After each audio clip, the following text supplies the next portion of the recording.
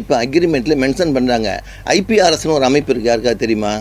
அந்த ஐபிஆர்எஸில் நீங்கள் மெம்பராக இருக்கணும். ப்ரொடியூசர் மெம்பராக இருந்தால் கூட இது என்னோட படத்தோட பாட்டு அப்படின்னு மெம்பராக இருந்தால் எவ்ரி இயர் வந்து கச்சேரிலாம் நடக்குது இல்லையா, ஒரு சேரிக்கு ஒன்று அவங்க வசூல் பண்ணி அது மியூசிக் டைரக்டரு, இது பாடகருக்கு, கவிஞர், ப்ரொடியூசருக்கு தந்துட்டுருக்காங்க. என் பாட்டு ஹிட்டுன்னா அதில் போய் சேரலாம். பாட்டு ஹிட்டே இல்லாங்கும் போது நான் உரிமை கொண்டாட முடியாது. ஸோ அதில் சேர்ந்து அந்த மாதிரி சேர்ந்து ப்ரொடியூசர்களும் பணம் வந்துக்கிட்டு தான் இருக்குது.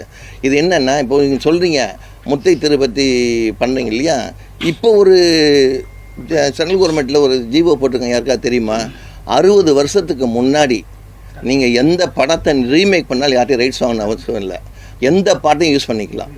அதுக்கு நீங்கள் வந்து யார்ட்டையும் ரைட்ஸ் வாங்கணும், பெர்மிஷன் வாங்கணும் அவசியமே இல்லை. இது நிறைய பேருக்கு தெரிய மாட்டேங்குது. 60 வருஷம் ஆகிருக்கணும். ஸோ அதுக்கு தேவையில்லை. இப்போ நாங்கள் டைட்டிலே 10 வருஷத்துக்கு முன்னாடி கொடுத்த டைட்டில் இப்போ கொடுக்கூடாது, 10 வருஷம் கழிச்சு தான் கொடுக்கணும்னு இருக்குது. ஆனால் இப்போ என்ன பண்ணுறீங்க, முன்னாடி பின்னாடி ஏதாவது ஒன்று சேர்த்து அதே டைட்டில் வந்துக்கிட்டே இருக்குது. காதல்னு எடுத்தால் நிறையா வருது, கோட்டைன்னு எடுத்தால் நிறையா வருது, இது மாதிரி வந்துட்டுருக்குது. அதனால் நீங்கள் வாசல்னு எடுத்திங்கன்னா அது மாதிரி நிறையா வாசல் வந்துருச்சு. ஸோ என்னென்ன கிரியேட்டருங்கிறது வந்து சம்பளத்துக்கு தான் வேலை செய்கிறாங்க, அவங்க சொந்தமாக இது பண்ணல. அப்போ நீங்கள் கேட்ட கேள்விக்கு அந்த தயாரிப்பாளருக்கு ஒரு பங்கு வேணும்னு இப்போ ஃபைட் பண்ண ஆரம்பிச்சிருக்காங்க.